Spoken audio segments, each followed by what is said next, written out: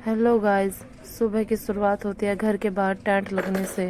हमारे घर के बाहर टेंट लगा हुआ था। तो जैसे ही फिर मैं रात को घर आई तो मैंने जैसे गेट खोला, मेरी बहन की अलग ही दुनिया बसी हुई थी। वह इतना डांस कर रही थी, पता नहीं ये गाना भी कौन सा था। गाना तो बिल्कुल समझ ही नहीं आएगा, लेकिन हाँ, वो डांस में बहुत मगन थी। उसे पता नहीं लगा कि पीछे कौन खड़ा है। फिर मैंने अपने घर के बाहर जाके देखा कि पता नहीं कौन बैठा हुआ था। एक अम्मा हमारे घर के बाहर बैठी हुई थी और घर के बाहर भट्टी भी लगी हुई थी जिसमें तंदूरी रोटियां पक रही थी। फिर मैंने जैसे गेट खोला, मुझे कुछ अलग ही दिखा।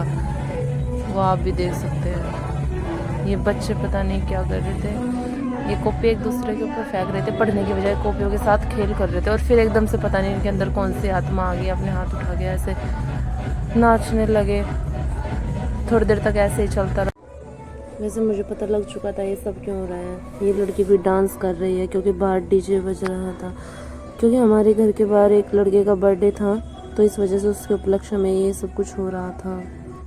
फिर हमारे यहाँ 4 डांसर्स आए हुए थे जिन्होंने अपना डांस प्रस्तुत किया और बच्चों ने खूब आनंद उठाया।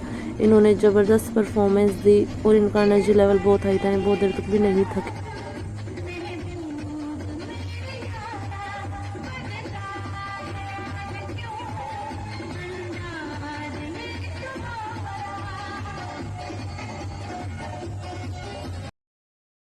फिर उसके बाद मेरे को लगा पता नहीं मेरी बहन कहाँ चली गई। मैं जैसे छत पे आई, मैंने देखा वो छत पे खड़ी हुई थी। फिर मैंने नीचे की ओर देखा कि छत पे से शायद हमें कुछ दिख जाए, लेकिन मेरे को तो कुछ भी नज़र नहीं आ रहा था क्योंकि टेंट का फेस हमारे घर के फेस के अपोजिट था। इस वजह से मेरे को नहीं दिखा। बस एक ये तंदूरी रोटी बनाने वाला भाई, इसकी स्पीड बनाने की इतनी फास्ट थी, इसने इतनी जल्दी इतनी सारी रोटियां बना ली।